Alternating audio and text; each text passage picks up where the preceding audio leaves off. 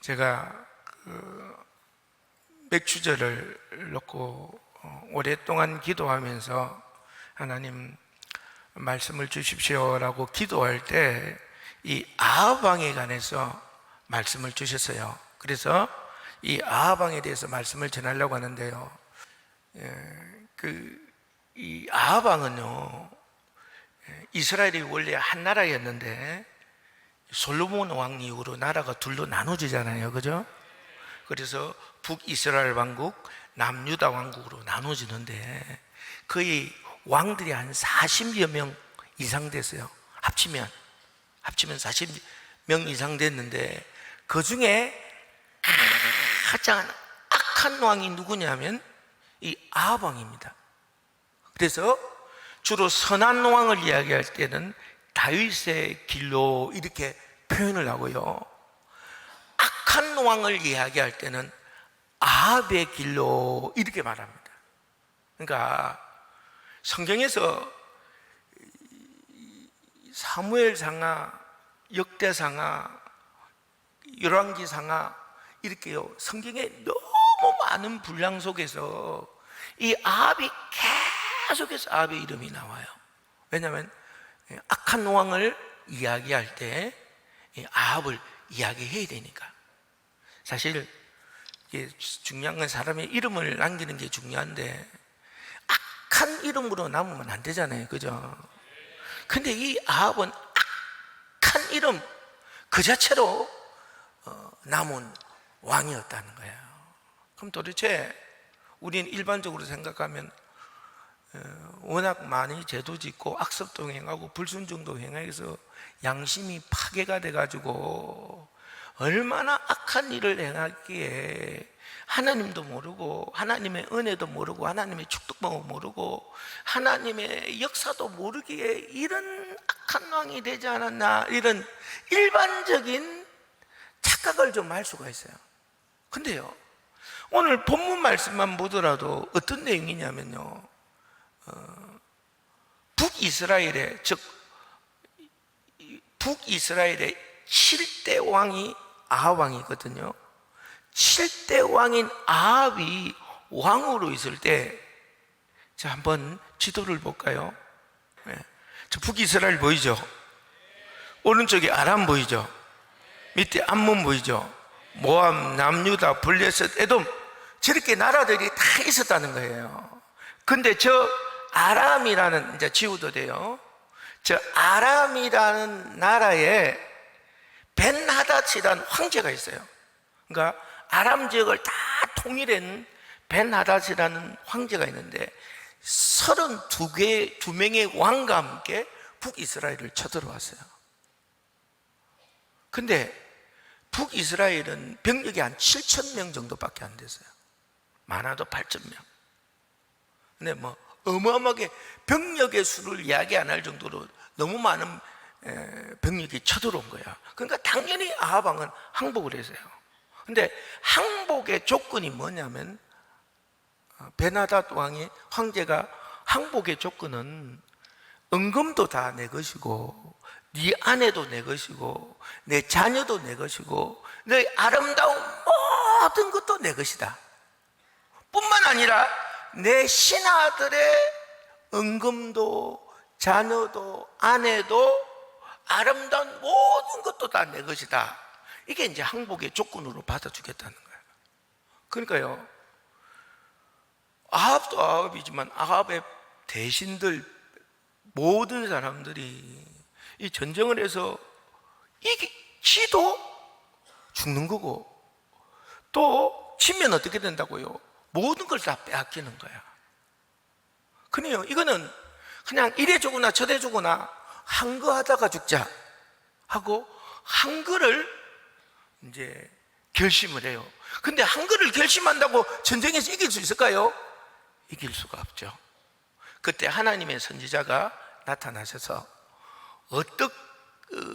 이 전쟁을 이기게 해주겠다고 그러고, 어떻게 싸우라고 그러고, 어떤 방법으로 싸우라고 그러고, 반드시 그 방법으로 싸울 때 도와주겠다고 말씀하셔서 실제로 전쟁을 했는데 북이스라엘이 이겼다는 것입니다.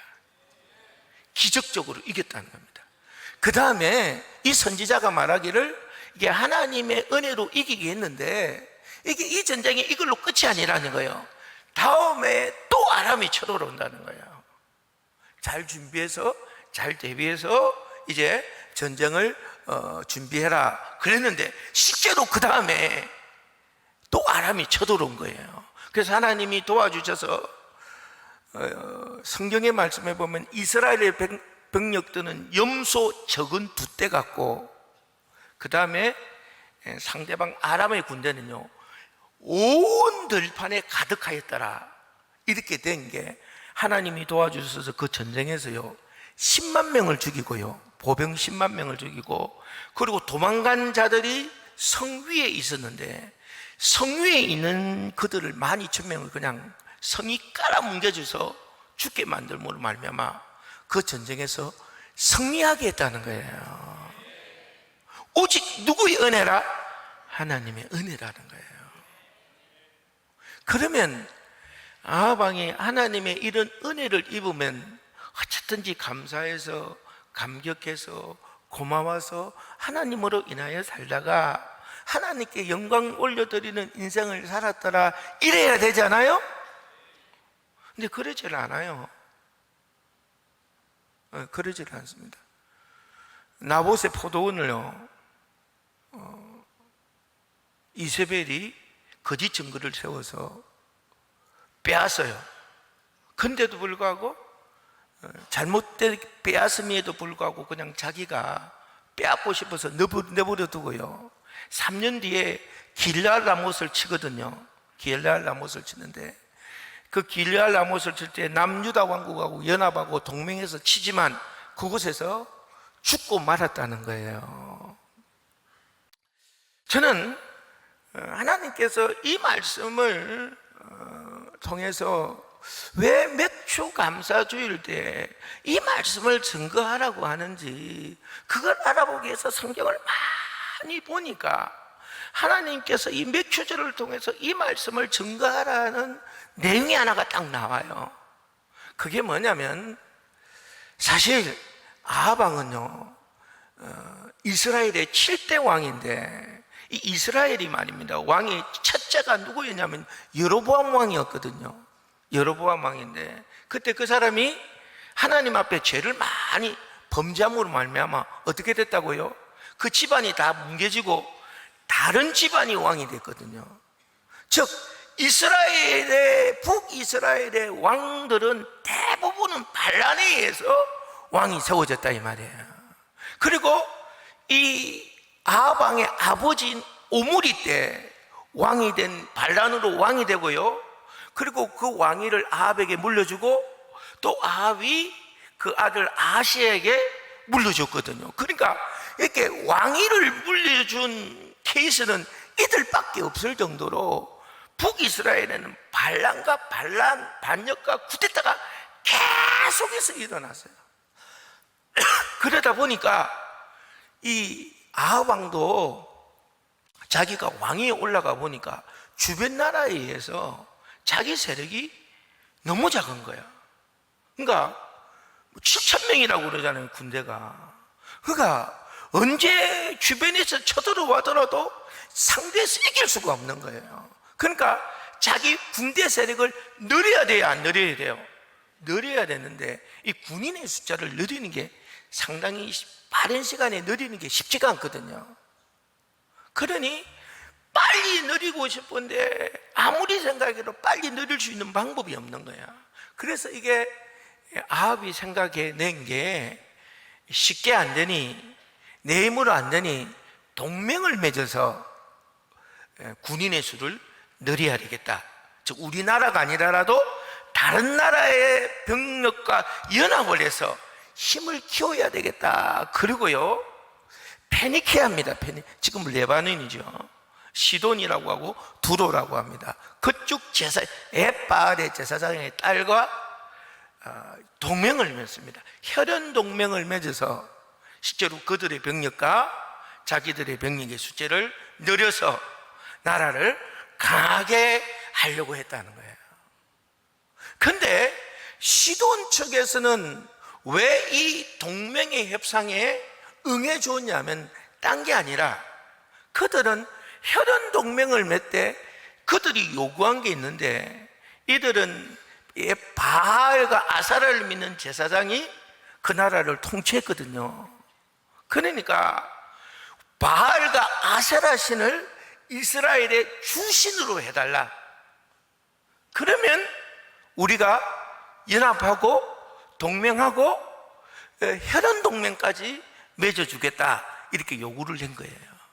근데요, 이 요구가 하나님을 믿는 이스라엘에서 받아들이기가 쉬울까요? 어려울까요?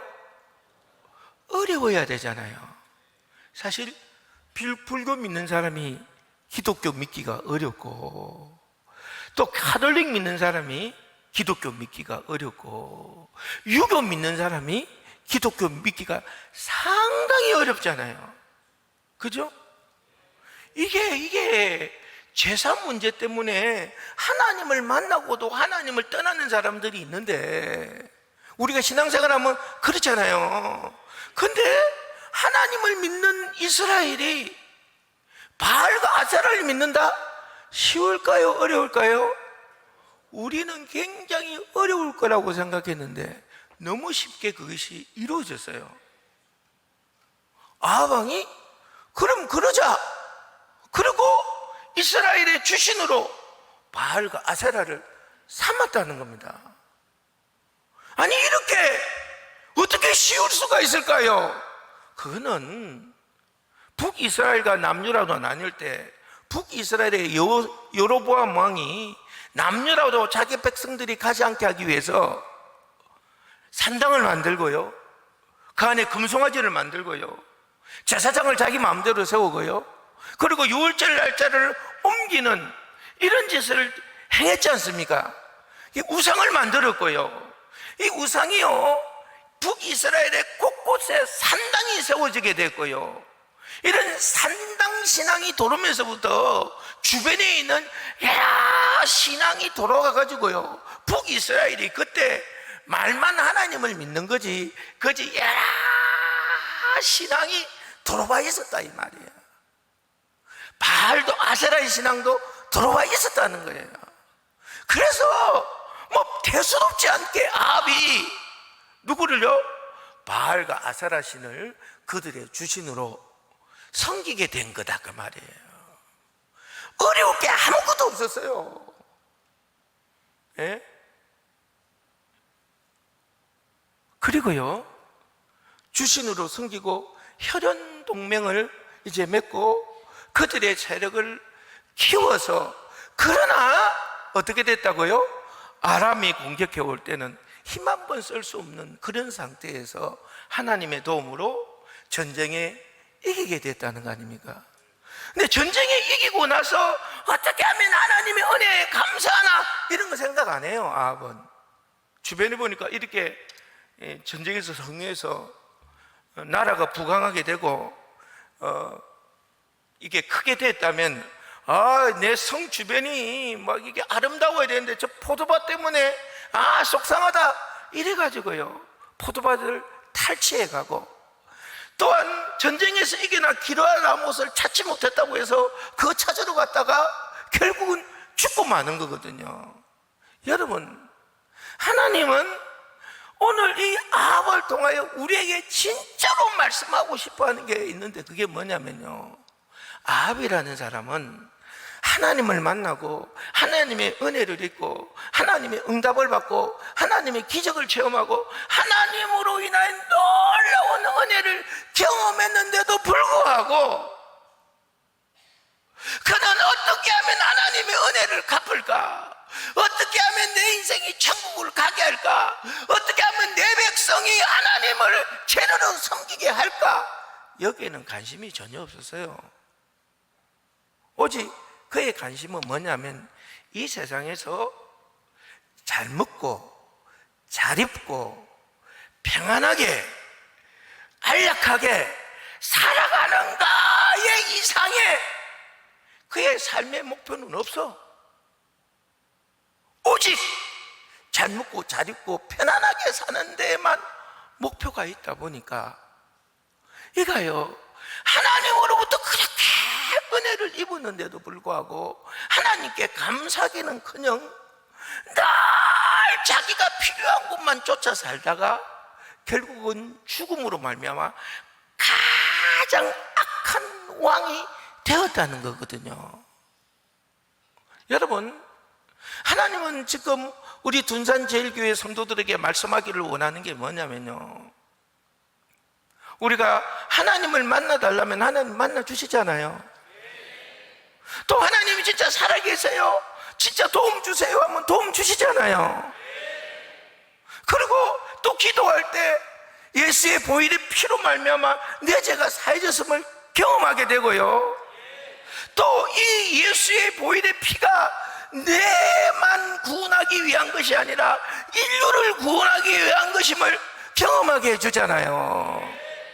그죠? 뿐만 아니라 천국이 있음을 우리에게 말씀해 주시고요, 또 언제든지 때에 따라 주님이 다시 오시는데 그때가 바로 들림을 받을 때라고 우리에게 알려주지 않습니까? 그래서 이 은혜를 붙들고 진짜 천국을 목표로 어떻게 하면 주위 동료들과 함께 천국 가는 것, 이게 우리의 삶의 목표가 되어야 되잖아요. 근데요, 그런 것은 전혀 내 삶의 목표가 아니야. 내 삶의 목표는 뭐냐?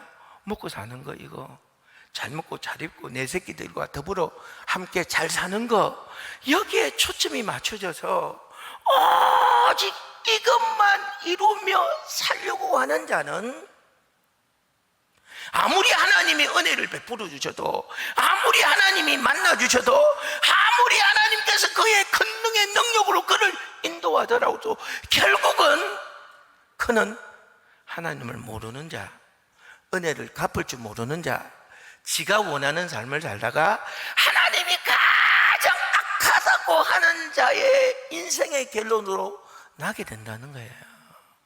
제가 여러분들이 알다시피 정말 많은 사람을 40일 말씀 양육하고 하나님을 만나게 하고 하나님으로 인하여 살도록 인도를 했지 않습니까?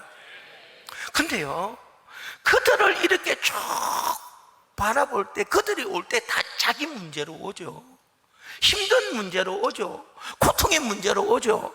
그러나 하나님을 만나고 예수의 보혈의 피를 깨닫고 천국을 믿게 되고 정말 이 세상을 어떻게 살아야 되는가를 알게 될 때 삶의 목표가 바뀌잖아요.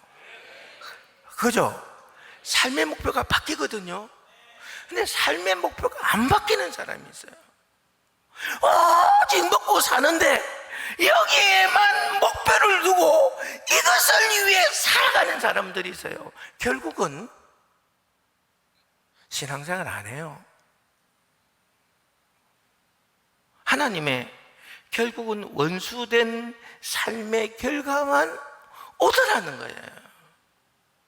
사랑하는 여러분, 이 맥주 감사주일에 하나님은 아합을 통해서 이 주의 종을 통하여 말씀하기를 원하는 것은 다른 것이 아니라 여러분의 삶의 목표가 어디에 있냐는 것입니다. 하나님은 지금 이걸 물어보시는 거예요.